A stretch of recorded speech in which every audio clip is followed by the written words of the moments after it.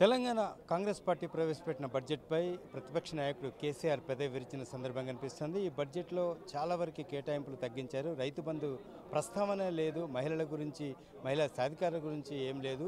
ఇక నుంచి రేపటి నుంచి చీల్చి చెండాడతామనే పదం ఉపయోగించారు.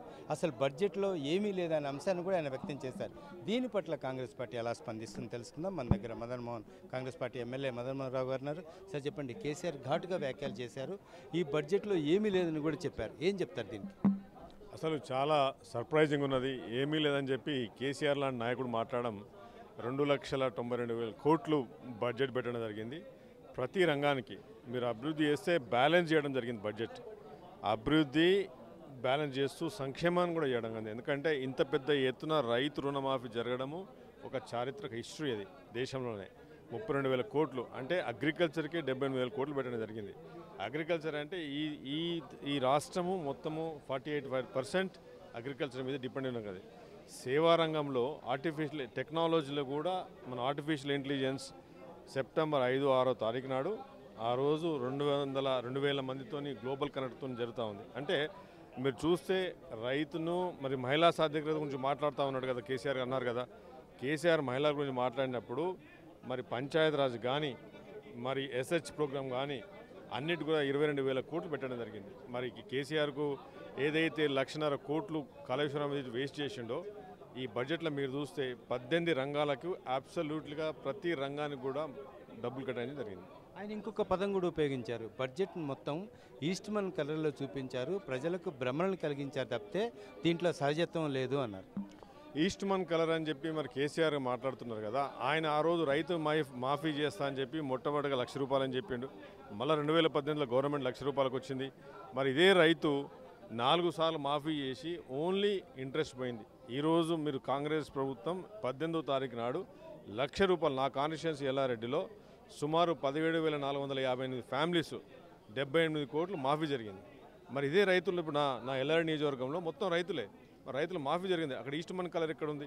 మరి ఆ కేసీఆర్ లాంటి వ్యక్తి అలా మాట్లాడడం అనేది సిగ్గుచెట్టు. ఆయన ఈస్ట్మన్ కలర్ చూపించి 10 సంవత్సరాలు గడిపిండు. రేపటి నుంచి ప్రత్యేక వ్యూహంతో అసెంబ్లీలో అడుగు పెడతాము, కాంగ్రెస్ విధానాన్ని ఎండగడతాము. ఎట్లా అధిగమిస్తారు ఈ వ్యాఖ్యలు? ప్రత్యేక వ్యూహం లేదు, మన్ను లేదు. అక్కడ వ్యూహం ఏమున్నది అక్కడ? ఎందుకంటే అబ్సల్యూట్లీ ఈ government it is been working for poor people and farmers and educated unemployment people పనిచేస్తుంది. టెక్నాలజీలో కూడా ఈరోజు హైదరాబాద్ నగరానికి హైడ్రా అని చెప్పి ఒక కొత్త సంస్థను తీసుకొచ్చి ఈ విపత్తులు కూడా చేయాలి, ఏఐసిటీ చేయాలా, ఆర్టిఫిషియల్ ఇంటెలిజెన్స్ సిటీ 200 acres అని చెప్పేసి ఆలోచించిన ప్రభుత్వం ఎక్కడ ఉంది? ఈరోజు మొత్తం ఇండియాలో 29 స్టేట్స్లో first time it is declared as AICTE 200 acres. So మీరు టెక్నాలజీని ఫార్మర్స్ను మ్యాప్ చేసుకుంటూ చేస్తున్నది. వాళ్ళకి వచ్చే వ్యూహం చేసి చీటి చెండాల్సింది ఏమీ లేదు.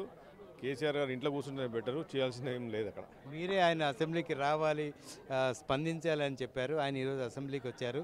రేపటి నుంచి ఈ సమావేశాలు టగ్ ఆఫ్ వార్గా కొనసాగే అవకాశం ఉందా?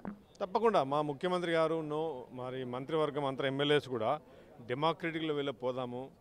మరి ప్రతిపక్ష నాయకుడు రావాలే, వస్తే ఎక్స్పీరియన్స్తోని వాళ్ళ కన్సెంట్ కూడా వాళ్ళది ఏముందో చెప్తే కూడా మాకు తెలుస్తుందని చెప్పేసి దాని గురించి ఆల్రెడీ ముఖ్యమంత్రి గారు 10 సార్లు మీడియాకి చెప్పడం జరుగుతుంది. అసెంబ్లీలో కూడా అసెంబ్లీ సాక్షిగా కేసీఆర్ రావాలని ఈరోజు వచ్చింది. చాలా సంతోషం అనిపించింది మాకు. ఎందుకంటే ఒక ప్రతిపక్ష నేత రావడము, 10 సంవత్సరాలు ముఖ్యమంత్రిగా పనిచేసిన నేత రావడము, మరి ఎవరు తప్పు చేసినో అని కూడా ఆయన కూడా మాట్లాడాలని చెప్పేసి మేము కోరుకుంటున్నాం.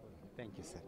అది పరిస్థితి. ప్రతిపక్ష నేతగా 10 ఏళ్ళు ముఖ్యమంత్రిగా పనిచేసిన కేసీఆర్ ఈరోజు శాసనసభకు రావడం సంతోషంగా ఉంది. అంతేకాకుండా ఆయన ఏదైతే కాంగ్రెస్ ప్రభుత్వం ప్రవేశపెట్టిన బడ్జెట్ పట్ల విమర్శలు సంధించారో అవన్నీ కూడా అవాస్తవాలు అనే అంశాన్ని ఎల్లారెడ్డి ఎమ్మెల్యే మదన్ మోహన్ రావు చెప్పుకొస్తున్న పరిస్థితి కనిపిస్తుంది. కెమెరా పర్సన్ రాజాతో హరికృష్ణ, వరండే తెలుగు, హైదరాబాద్.